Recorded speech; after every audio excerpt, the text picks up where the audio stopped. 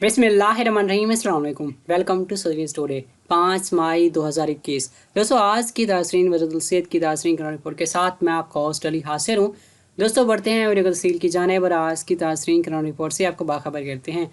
दोस्तों, पिछले 24 घंटों के दौरान 1016 नए कोरोना मरीज सामने आए। इसी तरह बात करें रिकवरीज़ की तो पिछले 24 घंटों के दौरान 900 अफराद अल्हम्दुलिल्लाह रिकवर कर चुके।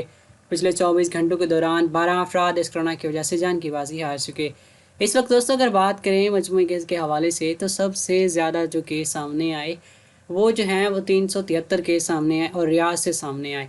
और दोस्तों बात करें दूसरे नंबर पर तो मक्का मुकरमा से सबसे ज़्यादा केस सामने आए जिसकी तादाद 279 रही। इसी तरह अलखिरकिया से 125, मदीना मुनव्वरा से 52 केस, असीर से 44 केस, रज़ान से 31 केस, कसीम से 29 केस, तबूक से 27 केस, हैल से 18 केस, हदूद अल शमालिया से 13 केस, अलबहा से 13, अलजौ से 7 और नजरान से 5 केस सामने आए।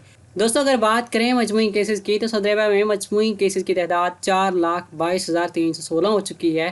4,05,607 अफराद अल्हम्दुलिल्लाह आज के दिन तक रिकवर कर चुके। 7,018 अफराद इस कोरोना की वजह से सऊदी अरब में जान की बाजी हार चुके।